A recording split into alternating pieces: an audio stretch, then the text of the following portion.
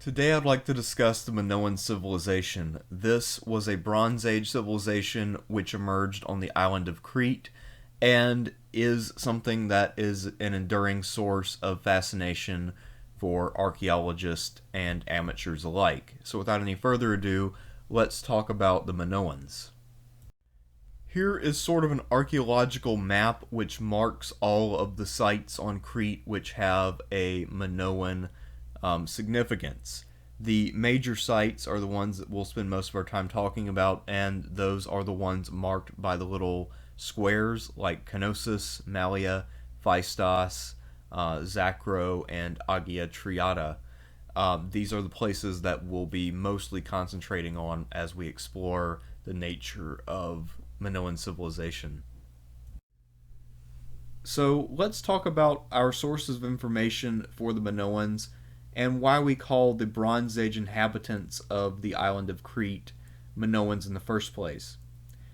The key player in this drama is Sir Arthur Evans, who was a 1920s British archaeologist who worked at Knossos. And like any good gentleman of that era, he was well educated in the classics. So, when he began digging at Knossos and he found these old buildings from the Bronze Age, he decided to dub this new civilization the Minoans in honor of the myth of Minos. Now, Minos is an important mythological figure. He appears in Athenian lore as the oppressor of Athens who made young men and women go to the labyrinth at his island and sacrifice themselves to the Minotaur. Of course, the great Athenian hero Theseus put an end to that. And later on, the historian Thucydides will write that King Minos was the ruler of the first known Naval Empire. In Plato's Timaeus, he talks about a great empire of the Atlanteans, which contained a great navy, and that will be the source of a lot of speculation once Arthur Evans starts uncovering how advanced the Minoans were. And there will be speculation that we'll get into towards the end of this video that, in fact, it was the Minoans who inspired the myth of Atlantis. So, the word Minoans is basically an artificial and arbitrary term by one 1920s archaeologist. We actually don't really know for sure what the people of Crete during this time actually called themselves, although we have kind of an idea, and we'll get into that later. But throughout this video, I will continue to refer to them as the Minoans, as that is the established and normal nomenclature for this civilization. Arthur Evans had both a positive and a negative impact on the study of the Minoans. So on the positive side, he dug up a lot of stuff. On the negative side, he decided that he should reconstruct things as he found fragments. So rather than leaving the fragments of broken frescoes on the floor, he glued them back together. Which means that if he happened to get them wrong in some way, it would basically be impossible to correct his mistakes, and we're more or less forced to live with what he thinks the palace at Knossos looked like. So, our main sources for this, in terms of primary sources, are archaeology. We can look at the material remains. And there are tablets in a script called Linear A. Unfortunately, we can't actually read them because we can't decipher Linear A. We don't even know what language it is. We know for certain it's not Greek. Linear B uses a similar script and is a, early form of Greek. But Linear A so far is unknown and undeciphered. Whenever, I assume eventually we will decipher Linear A, and once we do, that will vastly increase our knowledge of Minoan civilization. But until that time, we're going to have to rely on the material evidence, references in Greek literature, and quite a bit of speculation. Let's look at the basic facts of Minoan civilization. The Neolithic period began in 7000 BCE. This is when we have both stone tools and the cultivation of crops occurring on the island. The Bronze Age began around 2700. The period that we're really interested in is the period between about 2000, you can move that date back if you prefer, down to 1450 or so BCE. And this is the period that we call the Minoan Civilization, something which was a developed form of the earlier native culture and preceded the takeover of Crete by the Mycenaeans. We see that Minoan civilization enjoyed a steady development down to about the year 1700. And then there was a big interruption that year where we see lots of destruction across the Minoan world. Given that this destruction happened all over but then was followed by a recovery, it looks like this was most likely the result of a natural disaster like an earthquake, rather than a large-scale invasion or something of that nature. The Minoans then restored their civilization. They had one other major setback that we'll talk about after 1700, and then they prospered until about 1450 or so BCE. At 1450, they disappeared, and there's a burn layer. Now, a burn layer is when your buildings go down and there's a layer of ash. These are sometimes caused by natural disasters, but the main cause tends to be that cities are burned during wars. And as I mentioned just now, the people who replaced the Minoans at most of their major sites were the Mycenaean Greeks. As I alluded to earlier, Linear A was the script of choice for the Minoans, and it has never been deciphered. In addition to their settlements in Crete proper, the Minoans also had major settlements at Kythera, an island off the coast of the Peloponnese, and Santorini, which was a major center that we will talk about in more detail. We also know that the Minoans had extensive trade ties with pretty much all of their neighbors in the Levant, which is the west coast of Asia, Egypt, Greece, and Turkey. So, those are the basic facts which are more or less hard to dispute. Now, the dates I gave you, those actually are disputed to some extent, but for the most part, everything up to this point is more or less indisputable. As I mentioned above, when we're talking about Sir Arthur Evans, he is the guy who gave this civilization the name Minoan. We don't know with any degree of certainty what this civilization called itself. However, we can make a fairly educated guess based on what their neighbors called them, because generally speaking, neighboring empires tend to adapt names for a civilization that are pretty close to what that civilization calls itself, but just adapted into their own language. So, we see this in effect when we see that the two names that are used by the Egyptians and the people of the Near East who speak more Semitic languages kind of have a similar sound to them. The Egyptians referred to Crete as Kefti, and the people who lived there as the Keftu. And then in Mesopotamia, at the city of Mari, there's a tablet which describes an ornate weapon as Kaptharite, and this weapon is clearly of Minoan manufacture due to the way that it's put together. In the Near East in general, and in the Old Testament in particular, the term Kaptharite is specifically used to refer to Cretans. Cretans, of course, being the natives of Crete, and not Cretans with an I, which refers to people who are morons. The confluence of these two terms makes it likely that the Minoans would have called Crete itself something like Kaftor. So something fairly similar, but in a different language. And again, this is speculative, since we don't understand Linear A and we don't really know exactly what language it's even supposed to be. Unlike Linear B, we have not deciphered Linear A, and when we do, we might unlock the mystery of what the Minoans are actually called. When we look at the cultural interactions of the Minoans with their neighbors, what we see is that the Minoans learned the most from the Egyptians and they taught the most to the Mycenaean Greeks. When we look at Minoan art, we can see some very strong and obvious Egyptian influences in the way that the Minoans paint their frescoes, the way that they design characters, etc. And we also see an interesting fact in that when we find finished imported goods on Crete, they tend to only be from Egypt. They didn't bother with the goods of other neighboring civilizations. They would only import raw material instead. Now, the reason why the Minoans were so influential on the Mycenaeans is largely because of proximity and the fact that the Minoans were more developed since they began earlier and had much more extensive interactions with their neighbors to the east who had been doing this whole civilization thing for quite a while. One bone of contention about the Minoans is how peaceful they were vis-a-vis their Bronze Age contemporaries.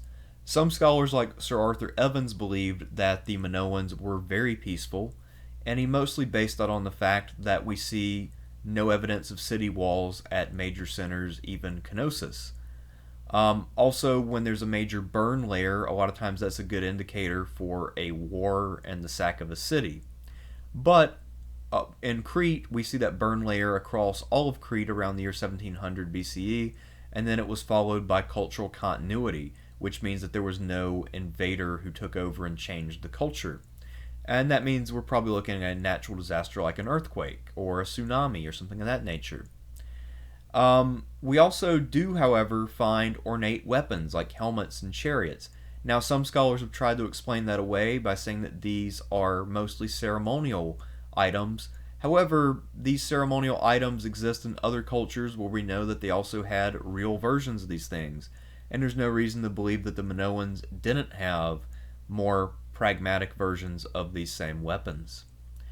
One of the biggest problems, though, there are a couple major objections to the idea that the Minoans were a mostly peaceful society. One of them is that all of their contemporaries engaged in warfare. Whether we're talking about the Hittites, the Egyptians, or the Mycenaean Greeks, all of them fought wars. And as far as the whole lack of walls things goes, the Mycenaean Greeks are known to have engaged in war well before they ever started fortifying any of their cities. So that whole theory of no city walls equals a peaceful society has to kind of go out the window. It doesn't really fit the evidence now that we know that. Another piece of evidence against the idea that the Minoans were a completely peaceful society, as we'll discuss, is the fact that they may have had a naval empire. And clearly, any society that has an empire, by definition, is not a peaceful one. In stark contrast to the earlier notion that I mentioned that the Minoans were a peaceful people, there is an opposite idea that they in fact were a naval empire. At Thucydides' Book 1, Chapter 4, which is part of his archaeology, he mentions that Minos, a king from Crete, was the first ruler of the first ever naval empire, and that he and his people conquered part of Asia Minor and expelled the Carians from there and then settled the area. Now, it's possible that his idea of Minos more or less corresponds with later Mycenaeans who had settled on Crete. I'll talk about that when I get to the Mycenaeans proper. But it could also be the case that he is talking about the Minoans, who were very active in naval affairs long before the Mycenaeans took over Crete. We also know that the Minoans had colonies and far-flung trade. We know that they would have had the naval capacity to exert force. We know that there were colonies in existence for the Minoans before the year 2000 BCE, and it looks like some of their later colonies in the Aegean were colonies by conquest and takeover rather than fresh settlements by newly arrived immigrants. We know that a lot of the colonies where they take over in the Aegean, there's clear evidence of those being inhabited by other people, and then all of a sudden those sites become Minoan. We also know that the later art of the Minoans from, say, 1600 on, especially the later period of their history, becomes very heavily sea themed. We see boats appear, um, creatures of the sea like dolphins appear a lot, and it really just points to a general interest in the sea. Now, that could simply be because this is a civilization which really prides itself on its far reaching trade, but it also could be an indication that they enjoy a naval empire. My own opinion on this is that I think that it's possible, but I think that if we actually were to learn the details of what this naval empire consists of, we would find out that this would stretch our definition of what an empire is to the breaking point, since it's very unlikely that they would have been able to muster a sufficiently large ship to truly dominate the sea in any meaningful way. They would just simply have more naval power than their neighbors, which would still not amount to very much in the grand scheme of things, especially in the light of real naval powers later, like the classical Athenians. The Minoans are renowned for their vast trade networks. However, the basis of the booming economy that they enjoyed was their success in agriculture, which enabled them to have the surpluses that they needed to produce and manufacture high quality goods that they could then send around the Mediterranean world. For the most part, Minoan Crete was self sufficient when it came to necessities. They could feed themselves, and they could do so pretty well. Minoans would have had access to a potentially rich diet. They cultivated wheat, barley, grapes, figs, olives, and poppies. Maybe those poppies were just for the seeds. Maybe they were having opium. I don't know.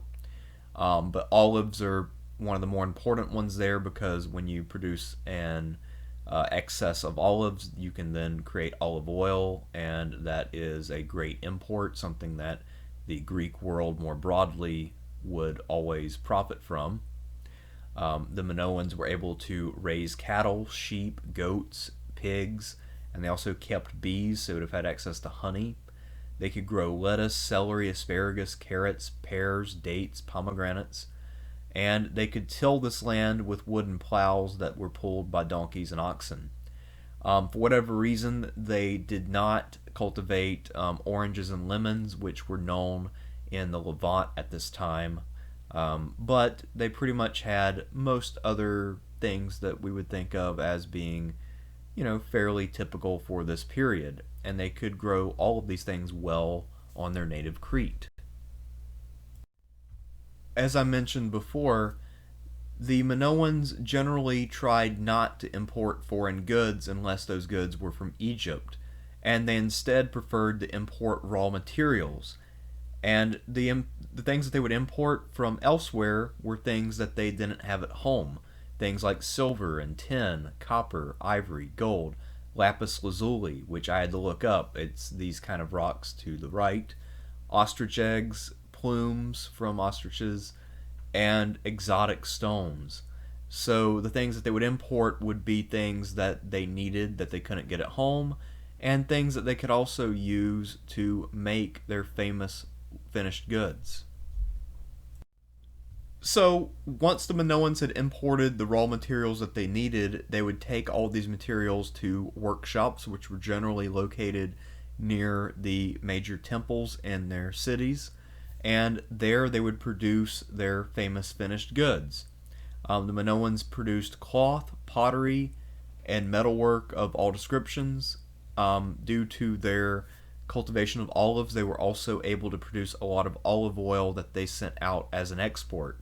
And as I mentioned earlier, that was always a profitable export in the ancient world. Minoan finished goods have been found as far afield as Mesopotamia, and I mentioned earlier that there was a tablet describing a dagger coming from the Caphtorites. This was something that we know was of Minoan manufacture. Unfortunately, it did not survive. We just have the description of it. But we know that one thing that Minoans liked to do is make ornate weapons which featured lapis lazuli decorations. One of the other bones of contention about the Minoans is that there are quite a few people who see the Minoans as an example of a matriarchy. And this is largely because of the way that Minoan art depicts women. Women in this art appear to be happy, and they appear to be the equals of the men who appear alongside of them. Um, and also because the Minoan art tends to be fairly unwarlike, it doesn't have a lot of violent themes in it, and burials tend not to feature a lot of weaponry. This means that in the eyes of a lot of scholars, equality or matriarchy are more possible because generally the less warlike a society is, the more likely it is to allow women to be equal. The problems here are that there's limited evidence, and that what a lot of people here are seeing is what they want to see. They are looking at this art and assuming its meaning without really understanding the whole of Minoan culture. Another problem is that while we know that women played a vital role in Minoan religion, the same can be said of the Greeks. In Athens, for instance, the most powerful religious official was the priestess of Athena, Polias, and yet we know that women were very much second-class citizens in Athens. So it's really hard to read all that much into these depictions without more evidence. Now, I will say that it is possible, though, that women were equal in Minoan society, but I'm very skeptical of the claim that it's a straight-out matriarchy. There's really no evidence of that. For it to be a matriarchy, we'd have to see some evidence, I think, of women ordering around men in art. If that were the case, then maybe we could have more of a discussion about matriarchy. But I do think there is enough room here to talk about possible gender equality. However, again, it would be really cool if we could decipher Linear A and learn more about Minoan social values. Due to the fact that we can't read Linear A, we don't know all that much about the specific beliefs and practices of the Minoans when it came to religion. What we can see from the archaeological evidence, though, shows that there's a clear evolution from what was going on among the Neolithic inhabitants of Crete and their Bronze Age successors. We see that these practices are pretty complex and that they must have been deeply ingrained in Minoan society. This is taken by analogy with other ancient societies where we see that their religious beliefs and practices are a part of their daily lives and don't exist as a separate religious sphere, like in the modern sense of having a clear separation between church and state. We know that what the Minoans believed and practiced went on to influence the Greeks in their mythology and religion, although the exact extent of that influence is pretty hard to gauge. Of course, I've already mentioned that the Athenians had a memory about being oppressed by a king Minos out of Knossos and having to sacrifice teenagers in his labyrinth. We can only guess how deep these influences went and how many things were taken from the Minoans and not credited to them, or not referenced back to something that is Crete specific. There also are two goddesses in the Greek pantheon who are definitely pre-Hellenic and were absorbed from another people at some time in the distant past. Those two goddesses are Dictyna and Britomartis. And while we don't know for certain, it seems fairly probable that they were actually Minoan goddesses in origin, and then they were incorporated into the Greek pantheon at some point in the Bronze Age, possibly when the Mycenaeans took over Crete. But again, we're dealing with speculation, as is often the case when we talk about the Minoans in any context. So far as we know, most societies of the Bronze Age had a fairly straightforward political power structure, where we have a central palace where there is a prince or king of some sort, sometimes a governor representing a more distant ruler, and this person will gather resources from a local area and then redistribute them at this temple.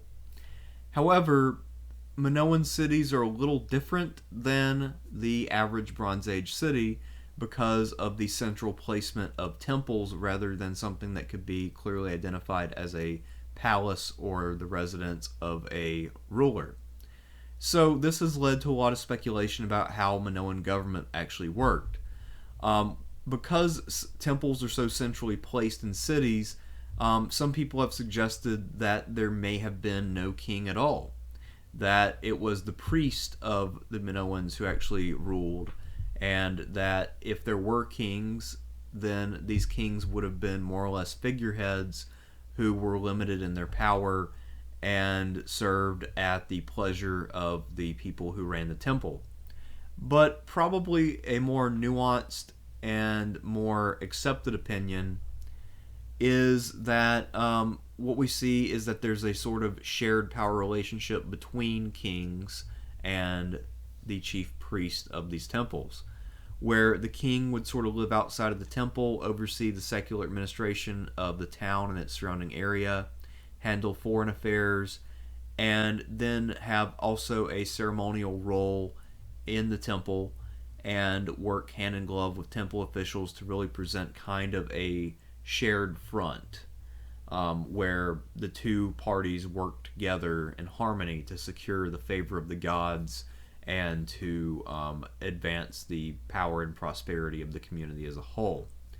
Now, in this model, there's still some room for temple officials to possibly do things to stymie the king's plans from time to time, or to simply replace the king by delegitimizing him in some way. So anyway, again, we're dealing with some fairly speculative stuff here, but I think that the central placement of temples in Minoan cities is enough to indicate that there is something a little different about the way that they distribute political power when compared to people like the Hittites and Mycenaeans. So the biggest of the Minoan cities, and by far the best known, is the city of Knossos. And this is a city which was settled continuously from the Neolithic period on. Some people have also claimed that Knossos is the oldest city in all of Europe. This city only peaked around 1700 BCE with a population of around 100,000 or so people. For the time, that is an absolutely massive population. This city is the best known and best explored Minoan site, so a great deal of what we know about the civilization as a whole is due to finds at Knossos. This is the home of the so-called Palace of Minos and the Labyrinth of mythology. We also know that Knossos was a great scribal center. There was an old pictographic script that was practiced here, and there also were linear A tablets, which are in the as yet unknown Minoan language, and linear B tablets began appearing in the 15th century. Linear B, of course, being a similar script, but one which was a form of Greek. Even in 1380, after the Mycenaean takeover of Knossos, the city continued to be an important center and to produce some examples of Minoan culture. One carryover from the Minoan period is that it was still a major scribal center, and that there were still about 70 or so active scribes in that year or around that general time frame. One pattern that we see followed at Knossos and in most of the other major cities on Crete is that most of these cities began in the Neolithic as collections of huts surrounding what would emerge as a temple and a palace complex, and then over time these things would become larger and more sophisticated. This applies for Malia, Phaistos, Agia Triada, Tilissus, Palakistro, Archanes, and Zacro. And all of these cities also included a number of linear A tablets. And the linear A tablets imply not only that these people are Minoan, but that they're engaging in enough trade to bother with detailed record keeping and the employment of scribes. We'll also see that most of the major cities of Minoan Crete would remain settled after the fall of the Minoans. They would be occupied by the Greeks once the Mycenaeans arrive, and later on in Greek history, these cities would remain vibrant and divided from one another. Actually, Crete during the classical period was a bit of a strange place in the Greek world. It had its own sort of unique culture, and they, for the most part, apparently did not equip themselves as hoplites, which was another odd thing that was a departure from normal Greek practice. But now I've departed from my normal practice by going off on a weird tangent that has nothing to do with the Bronze Age. Gortyn was later a Roman capital on Crete, even though we'd probably think that Knossos would be a more natural capital. But the Romans, they just kind of do what they want, so they didn't necessarily choose what we would have chosen. One of the most impressive things about the Minoans, and probably the thing that they received the most praise for in the popular press, is for their sophisticated and multifaceted water system. Now, at Knossos, we see that there's an aqueduct that delivered fresh water from about 10 kilometers away to the palace and town using terracotta pipes, and that the pressure from the system was generated by the slope of the aqueduct coming down from the hills to the city.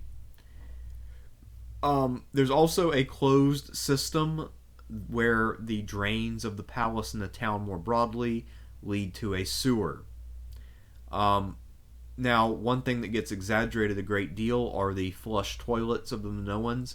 Basically, what a flush toilet consisted of is that you could use the bathroom over a drain and then find water to pour over that drain until whatever you wanted to get rid of was down in the drainage ditches and sewers. There was one device which apparently collected rainwater, and then you could use that because it would be collected and then it'd flow to the bathroom, and you could then use that as your flush water. If it doesn't rain, then I guess a servant would have to actually go out and get a bucket of water and bring it in. There's also a runoff system that is similar to the drainage system, but this is for dealing specifically with times of heavy rain so that the streets don't flood. And the thing that I have depicted on the screen there is actually a drainage ditch. That's something that would be important and something that you would definitely want to deal with. It's not something that is as obviously useful or convenient as being able to have drinking water or dispose of human waste, but really having these runoff systems is important for a community to remain functional during a time of downpour. And now for the biggest question of them all: how and why did the Minoans disappear? Well, the most likely answer, but one that is by no means completely certain, is that the great volcanic eruption at Thera, which would have occurred anytime between 1640 and 1540 BCE, was ultimately fatal to the Minoans because it weakened them enough that the Mycenaeans were ultimately able to pick them off.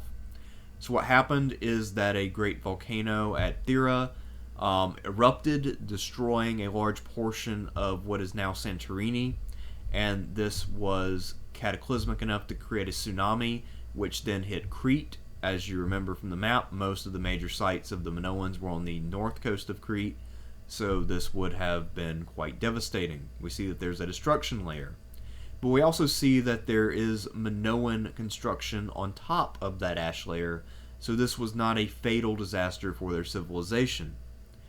However, at the same time, the Mycenaeans had been on the rise for a few centuries, and it looks like they were able and willing, or at least some of them were able and willing, to capitalize on Minoan weakness, and they were able to sweep in and take over most of the major cities of the Minoans, such as Knossos. And by the time we get to this period around 1450 or so BCE, this is more or less considered to be the end of the Minoans. There have been people who have argued on the basis of genetic information that the Minoan civilization persisted.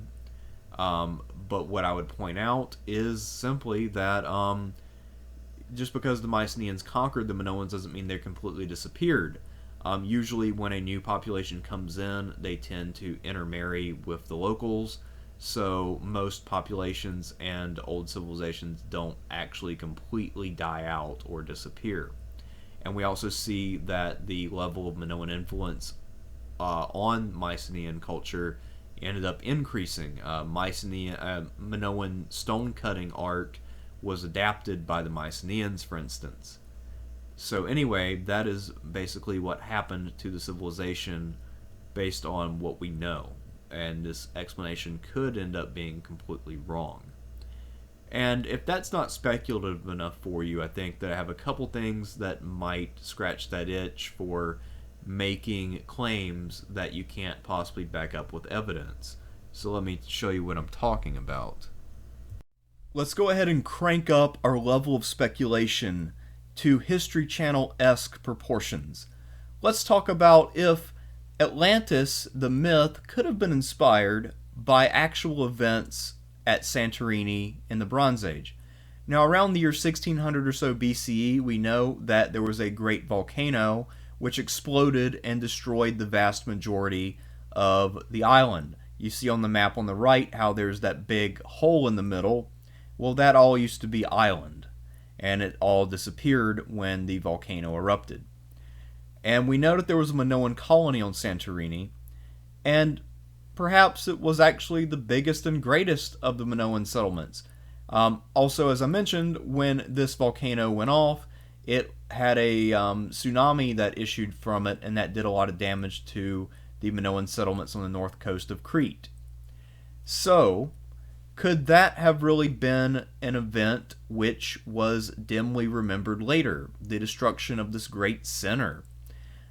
Could that have been something which was passed on in some form or fashion to the later generations of Minoans and from them to the Greeks? And if so, could that have been the sort of basis of Plato's Atlantis story? Now, a lot of what Plato talks about is for his own purposes and for elucidating philosophical arguments. So quite a bit of it would just be straight up made up or adapted to his purposes by any means necessary. So we can't take Plato too seriously when it comes to something like, was there a civilization called Atlantis? But it is possible that Plato, being a Greek living in the classical period, would have simply adapted material that had been handed down to him and then shaped it into what he wanted it to be. So maybe the myth of Atlantis came from this very dimly remembered event in the Bronze Age. But again, this is all speculation. Another interesting but ultimately minor issue about the Minoans is the question of whether or not they had a sport known as bull leaping.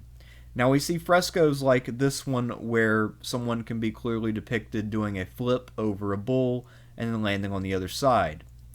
The problem is that this would actually be physically extremely difficult to pull off and maybe impossible. The pose that you see in the middle might not actually be something that a human can do. Someone would have to have a back that is more flexible than any known human back to pull this off. However, we shouldn't necessarily dismiss it completely on that ground, because it is possible that because Minoan art wasn't hyper-realistic, this is not really a realistic representation of what someone would look like as they're in the middle of flipping over a bull. After all, doing a leap over a bull is not completely impossible. It's just really, really, really hard and extremely dangerous. There are bullfighters in other cultures, and a lot of them end up dying in the course of doing what they do. Beyond that, we don't really know if this was something that people did on any kind of regular basis, and we certainly have no idea what the significance of this activity would have been for the Minoans. Perhaps it had some sort of religious significance, and this was a way to honor some god. Who knows? At any rate, that's about all I can possibly say about the Minoans. I hope that you've enjoyed this and that you learned something about this lost civilization.